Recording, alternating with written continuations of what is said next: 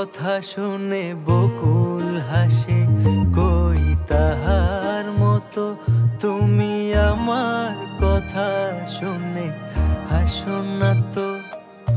ধরার ধুলিতে যে ফাগুন আসে, কই তাহার মতো তুমি আমার কাছে কবু আসো না তো।